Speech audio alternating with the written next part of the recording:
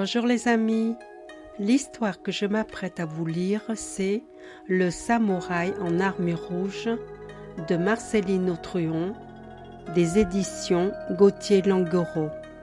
Bonne écoute. Dans le Japon d'autrefois, un samouraï et son fils marchaient depuis le lever du soleil. Akira et Tojiro n'étaient pas riches, mais le ciel, la mer, la lune et les montagnes leur appartenaient. « J'ai faim, papa !» soupirait le petit garçon. « Tu es fatigué ?» répondit le samouraï. « Allez, viens sur mon dos. Je vois au loin le panache d'une cheminée. Ce doit être une ferme. Nous y trouverons un abri pour la nuit. » Voyant que la fumée s'échappait d'un four de potier, Akira dit à son fils : « Les potiers ont souvent du bois à couper. Allons voir si celui-ci a du travail pour nous. » Le potier était un brave homme. Montrant un gros tas de bois aux voyageurs, il dit : « Quand vous en aurez fini, venez partager notre repas. » Akira se mit aussitôt au travail, fendant les rondins avec adresse, tandis que Tojiro mettait les bûches à l'abri. Après le repas du soir, Tojiro fut invité à partager la couette des petites. La veillée autour du feu commença. Dehors, le vent sifflait sur la neige. Échauffé par l'alcool de riz, le potier prit la parole. « Comme je vous admire, vous, les samouraïs, vous menez une vie de danger et d'aventure. »« Ce n'est pas ce que vous croyez, » répondit pensivement Akira.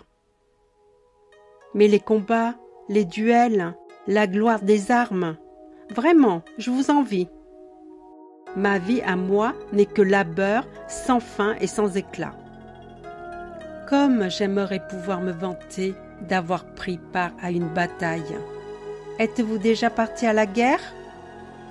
Racontez-nous, je vous en prie. » Il y eut un long silence. On entendait crépiter la flamme du foyer. « Je vais vous raconter une histoire, » répondit enfin le samouraï. « Vous verrez, la guerre n'est pas la partie de plaisir que vous imaginez. » Son visage est sombre et grimaçant. « Quand j'étais jeune, j'ai pris part à une grande bataille. Avant le combat, nous bombions le torse comme à la parade. Les bannières claquaient au vent, les armures étincelaient. La guerre semblait être une belle et noble aventure. L'attente avant l'assaut fut longue. La peur nous serrait le ventre. Quand retentit enfin l'ordre d'avancer, nous en fûmes presque soulagés. Très vite, ce fut le corps à corps. Les coups pleuvaient de tous côtés. Je ne sais depuis combien de temps nous combattions, quand une flèche me transperça la poitrine. Je tombai à terre, foudroyé. Mes camarades, eux-mêmes en difficulté, ne pouvaient pas m'aider. C'est alors que, de la mêlée, surgit un guerrier en armure rouge. Un masque de fer grimaçant voilait sa face. Il s'élança vers moi, brandissant un sabre. Je crus mon heure venue. Mais, jetant son arme, le samouraï se pencha sur ma blessure et parvint à en arracher la flèche. Puis, il me fit basculer sur ses épaules et m'emporta loin des cris et des coups. À l'abri des grands arbres, le samouraï soigna ma blessure. Je ne voyais que ses yeux derrière le masque de fer. « Qui êtes-vous » Pour toute réponse, le guerrier dénoua son casque. Et je vis apparaître le visage d'une femme. Voici ce que me dit cette combattante en armure rouge. « Je t'ai arraché à la mort pour que tu dises aux hommes que la vie est précieuse. Qui la préserve. Pour l'heure, tu es faible, et mes mots te parlent. Mais tâche de ne pas les oublier lorsque tu auras retrouvé ta force. » Sur ces paroles, je m'évanouis. Lorsque je revins à moi, j'étais étendue dans une clairière entourée de blessés. Quand un infirmier vient me faire boire de l'eau, je l'interrogeai fiévreusement.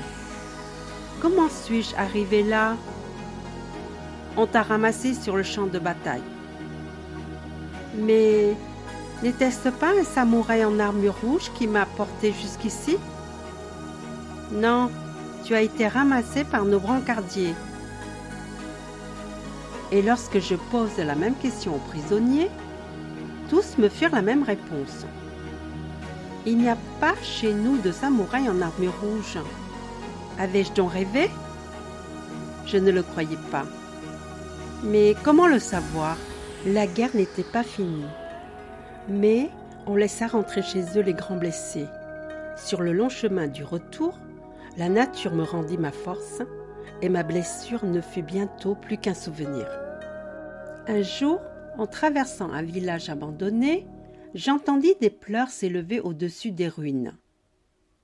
En soulevant un amas de planches, je découvris un bébé couché dans un panier. Une lettre avait été épinglée sur ses langes. Sur ce mot griffonné à la hâte, on lisait « Qui que tu sois, aie pitié de cet enfant. Il se nomme Tojiro. Aide-le à devenir un homme. »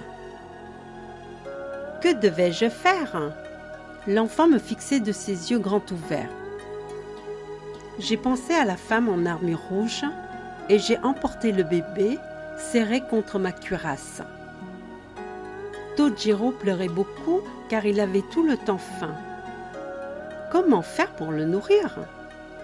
Heureusement, nombreuses étaient les femmes courbées dans les rizières, leur bébé attaché sur le dos.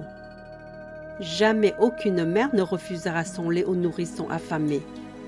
Tojiro a eu bien des mamans, conclut le samouraï en riant. Et voilà toute mon histoire. Comme la maisonnée était réveillée, le samouraï proposa que tout le monde sorte admirer la neige à la lueur de la lune. Le lendemain, Akira et Tojiro firent leurs adieux.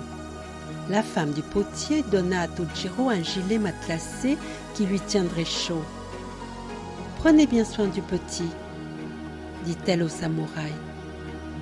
Quant au potier, prenant Akira à part, il lui confia ceci. « Votre histoire m'a ouvert les yeux.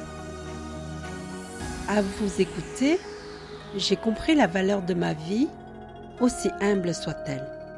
Un pot en terre est plus beau qu'une cuirasse. » Plus tard dans la journée, Tojiro murmura « Papa, quand je serai grand, je serai samouraï. Moi aussi, comme toi. » « C'est possible, » répondit Akira. « Je veux devenir samouraï, papa. »« Si tu le veux, mais sache qu'il y a d'autres chemins que la voie du sabre, mon fils. » Dans le Japon d'autrefois, un samouraï et son fils marchaient sous la neige. Ils ne possédaient presque rien, mais le ciel, la mer, la lune et les montagnes leur appartenaient. Et voilà, c'est fini. Ça fait du bien de se détendre avec des histoires. Si tu as aimé ce livre, tu as le lien pour l'acheter en dessous, dans la description. À bientôt les amis!